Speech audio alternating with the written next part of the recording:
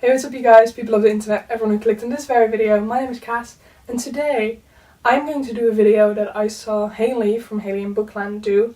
That was if I could only own 30 books. This was inspired by Marie Kondo allegedly saying, I say allegedly but we know she didn't say it, that you should only own 30 books. She didn't say it, she said she personally only owned 30 books and you should own however many books spark you joy.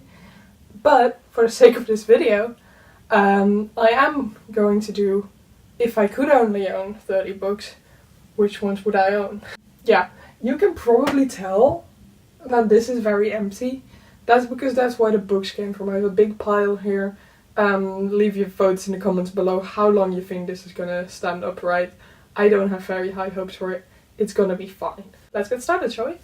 First, I have two that I would own, keep owning duplicate copies of. Okay. So I would keep this, like, pretty edition of Percy Jackson, the first book, The Lightning Thief, because, you know, childhood reasons. Duplicate copy isn't 100% the same, because this is Percy Jackson Le Voleur de Foudre, which is the same book, but in French. I'm currently reading it, about 100 pages in, and I mainly wanted to read this, because then I can say I've read it in 3 languages. So, the third book I guess, is Fishes by V. Schwab. You guys might know that this is one of my favorite books. I annotated this living shit out of this book. This is probably my most annotated book, and that's also why I love it so much, and I want to cherish this copy. However, I would also keep this pretty collector's edition of Fishes, just because this is the copy that I lend to people when they want to read Fishes, and I want to keep telling people to read Fishes, and I don't want them to read this battered up, like, spoilery edition copy, I guess, of the book. So I would also keep this one. Next are 2 series that I would keep in its entirety. The first is Dark Shade of Magic series by V. Schwab. Dark Shade of Magic, Gathering of Shadows, and A Conjuring of Light. I was considering, like, okay, so this one's my favorite, the second one. But I didn't want to only keep this one because I've read this one so many times and I love it. And, like, it feels very comfy. It's what I read when I'm in a reading slump. And then, like, this is such an amazing finale. So I had to keep them all. I have one more series that I would keep in its entirety, but that's a duology. Six of Crows and Crooked Kingdom, both by Leigh Bardugo. I reread this one earlier this year. It's still January. And I'm currently rereading this one. And they're so great. I love these characters so much. Like, I can't get rid of these. I could never. I'm gonna keep with parts of series for a moment now. This is how I'll organize this video. Next is The Vauxhall Court and The Raven King, both by Nora Sakavic. These books, like, this is also one of my favorite. This one's so great. It has the Rico roast in it. I could never let go of the Rico roast. I don't own the third one. Otherwise I would probably keep it. But I only own it on ebook, which I'm not counting, by the way. So technically I'm keeping that too, I guess. But I don't own it physically, and I want to keep these 2. Even though I could let go of them, I'm now thinking because I also own them on ebook. But I'm not doing that because these are thoroughly annotated too. I think most of the books I'm keeping are thoroughly annotated because that's just how I show love to these books. This one's actually not. It's The Final Empire by Brandon Sanderson, the first book in the Mistborn series. I'm currently reading Mistborn, I started the third one recently. And I love this one, and I would like to keep it. Then we have Ballad by Maggie Stiefvater. I've talked about this in a previous video. I like it a lot. I want to keep it. And there's The Dream Thieves by Maggie Stiefvater. This is the second book in the Raven Cycle. It's also my favorite in the series. I love the Raven Cycle a lot. It has a lot of sentimental value to me, but I love this book the most, so I decided I'd only keep this one. Speaking of sentimental value, The Fault in Our Stars by John Green. I don't think I'll ever reread this book. I don't even love it that much, but this was the first book I read in English. I think 5 years ago now, and that gives it, like, a special place in my heart. And that means I'm keeping it, even though I didn't even like that much. But, I mean, it started so much for me, like, reading in English. Because if you think about it, like on this list of 30 books, there's only 2 books in Dutch, which is my first language, and 1 in French. So 90% of these are in English. And this is the start of all that. Aristotle and Dante Discover the Secrets of the Universe by Benjamin Hilary Sand. I read this almost 4 years ago now. I loved it a lot. It was very special for like that time in my life. That's why I'm keeping this. Other than The Fault in Our Stars, I would really like to reread this like many times over. I got Everything Leads to You by Nina LaCour. Because it's a cutesy romance, it's gay, I like it. Then we have We All Looked Up by Tommy Wallach. This used to be my favorite book. It's not anymore, but it used to be my favorite book for like a long ass time. So that's why I'm keeping it. Next we have They Both Died, The End by Adam Silvera.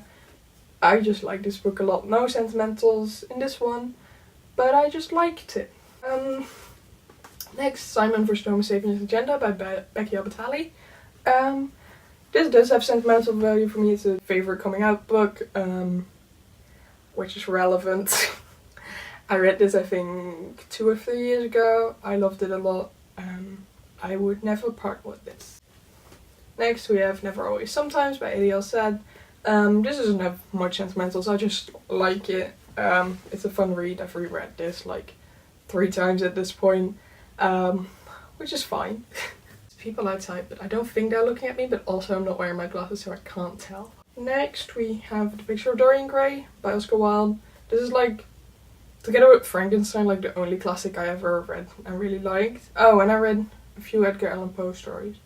But yeah, I'm keeping this because it's a fun book. I think I annotated this. Yeah. Next, Murder on the Champs-Elysees by Alex Menden.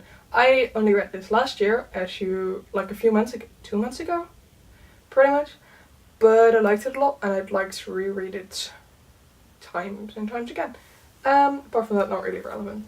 This is Carry On by Rainbow Rowell, which definitely does have sentimental value to me. I haven't reread it in a long time, and I should. But this is kind of what got me into fandom a little bit. And also the reason I made a few good friends. The first time I like actively engaged in a fandom, and I have a friend now that I made because of this book and also because of the Foxhole Court. But yeah, so I'm grateful for the real life implications that the book had, and also it was a good book. Next is the first Dutch book. It's Hex by Thomas Oldeheuvel. Like the only book I read for Dutch literature that I really genuinely enjoyed. So I'm keeping it, and it's a fun read and I want to reread this. And even if you're not Dutch, I recommend you read this because I do have it in English. And I've heard the translation is good. Next we have The Night Circus by Aaron Morenstern. I really like this book. It's thoroughly annotated. I want a lot of people to read this, so I keep giving them my copy because it's not... I have 2 different styles of annotation. I have things where I only highlight things, I have things where I write in it. If I write in it, you can't read it. If I just like highlight things, sure, go ahead. So I want all my friends to read this. Next we have Radio Silence by Alice Oostman. This probably comes as no surprise. It was my favorite book of last year. I fell in love with it. I want to reread it so many times. They were early annotated. Yeah, and I will never part with this baby ever again since I got him last year. Also, it has like a bit of sentimental value. Not just because it also reminds me of that time in my life last year.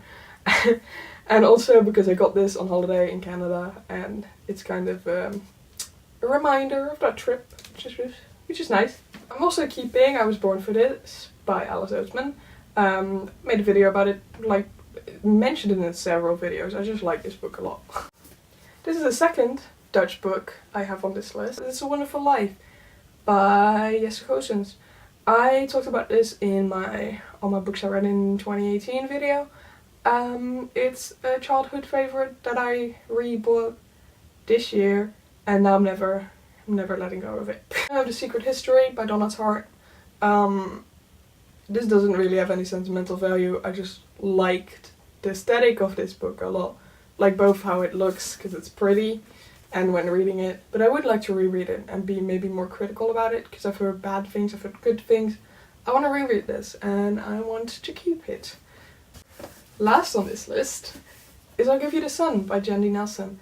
I couldn't get into it when I first read it, but then like after a few tries I got through it, and now it's like one of my favourite books, one of my favourite contemporaries, and I don't think about it enough. But I was looking at my shelves and I was like, ooh, I remember how much I love this, and I definitely do want to reread this at some point. So that's why I'd keep this.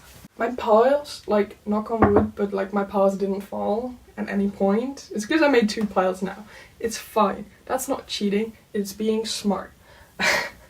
Anyway, I'm gonna end it here. These are the 30 books that I would keep if I could only own 30 books.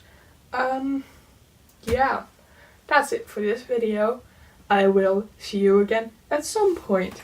Goodbye.